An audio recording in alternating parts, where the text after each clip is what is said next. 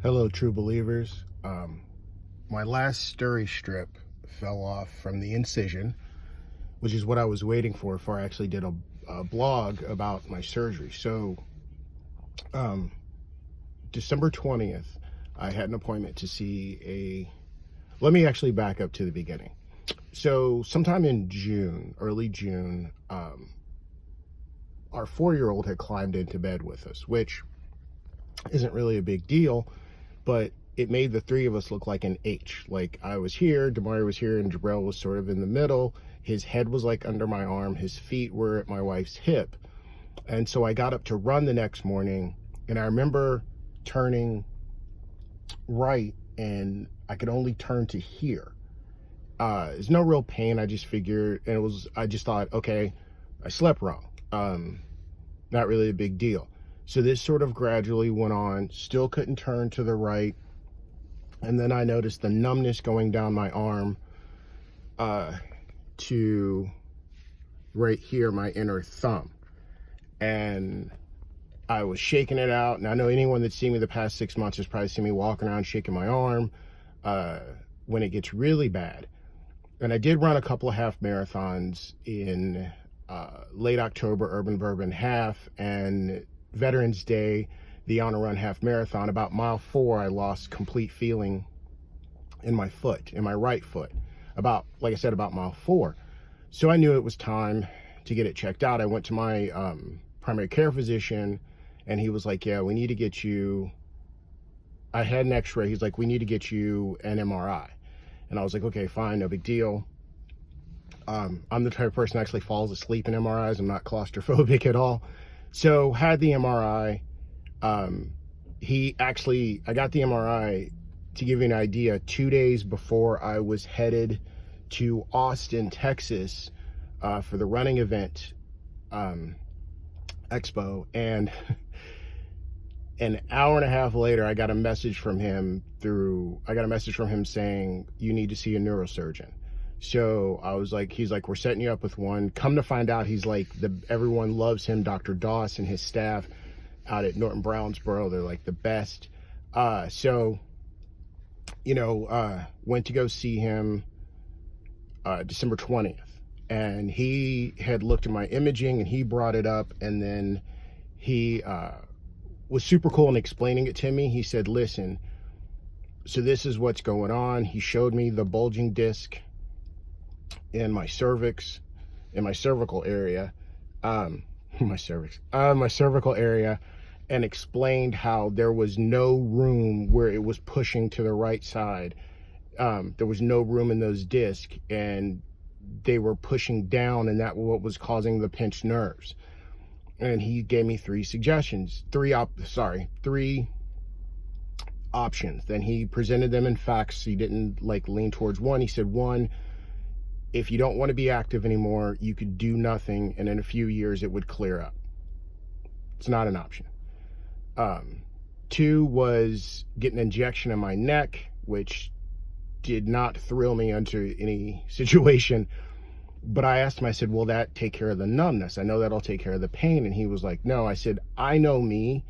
If we clear up all of the pain, that's pretty much going to give me a green light to just go back to normal and go balls to the wall, which is only going to make this worse. And he was like, yes. And I go, what's the third option? He goes, surgery. I said, okay, what does it entail? And he's like, we go in through the neck. He cleans up some of the disc, pulls one out. They go in with, and I'll include the x-ray pictures. They go in, they drill into there. They go in with sort of a spreader to keep the vertebrae separated. And I said, is this a permanent solution? He said, yes. I said, okay, I understand I'm gonna have to take 6 steps back to get 3 miles forward as far as recovery and things like that. So he said, yeah. And he goes, okay. I said, because we've met our insurance deductible, is there any way of getting this done before the end of the year? And this was December 20th. He goes, I can tell you right now without looking at it, excuse me, and my voice still sounds weird. He goes, I can tell without looking at it, I guarantee I have openings on some crap days, but I don't mind doing it. And I was like, well, crappy day for you? Because I don't want you doing it if you're in a bad mood. And he started laughing. He goes, no. He goes, like Christmas Eve. He goes, I know for a fact there's no one no one is going to want to get operated. He's like, this isn't knee surgery, this isn't shoulder surgery. He's like, no one is rushing to get their spine operated on before the holidays. And I was like, I've been dealing with this for the better part of 2018. The sooner the better, to be honest.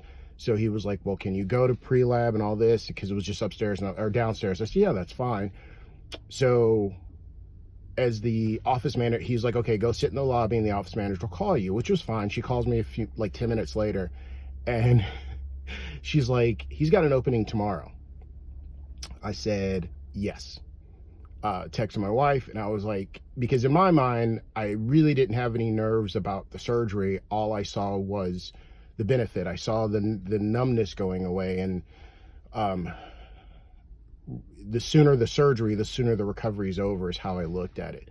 So next, went home, got all the blood work first done, went home, I was like, okay, at least I don't have time to really stress about it. Sorry, I got to switch hands.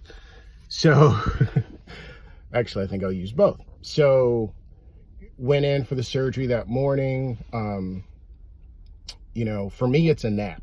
I mean, I remember there's notes in there, and my wife telling the doctor, he's always, any of the surgery, the knee surgeries, the shoulder surgeries, the nasal, they always say that I wake up too early. I guess I'm too stubborn or whatever. So they gave me something extra, and that was really the last thing I remember. Whoa, sorry. I don't even remember getting wheeled out of the room. So I woke up, it was a couple hours later, got to my room because I had to stay overnight, and the surgeon told my wife that there was a little bit more damage than he thought, so he had to do a little bit more cleaning, but otherwise everything was fine. I stayed the night in the hospital. The staff was super nice. My favorite part is always, okay, Mr. Queen, we need you to get some rest. And then an hour later, someone's in to take my vitals. So that was a fun game during the night. And then I have a nice booklet of don't do's at all. So my wife was blessed enough to be able to take last week and this week to be able to work from home.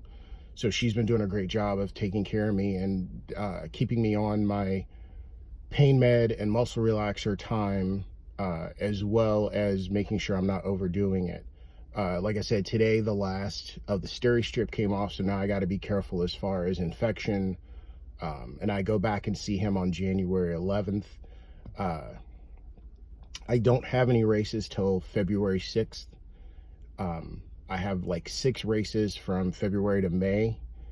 I obviously do not have a time goal, which isn't a big deal because I never really have a time goal. I'm kind of past that point as far as my running career. To be honest, it's just a goal of finishing. To be each of those finish lines for the Indy Miler Series. Hey, I'm wearing the hat, didn't realize that. For the Indy Mini, May 4th, be my first half marathon. For the Miler Series leading up to it, for the Hot Chocolate Indianapolis, the Hot Chocolate Nashville. Crossing those finish lines are going to feel a little bit more special than crossing finish lines prior. So it's a long road ahead of me in recovery. Instantly, when I woke up, the first thing I noticed, the numbness was gone from my arm going down to my hand. So that was great. I have to cut this video short because my throat is starting to bother me. You can tell my voice sort of wanes. So I'm taking it easy, doing everything I can. I just really want to say thank you all so much, and I love you all so much for the love that you've shown me in this recovery time. Bionic Superman. I got a lot of metal in me now. I'll be back. Love you guys. Stay good.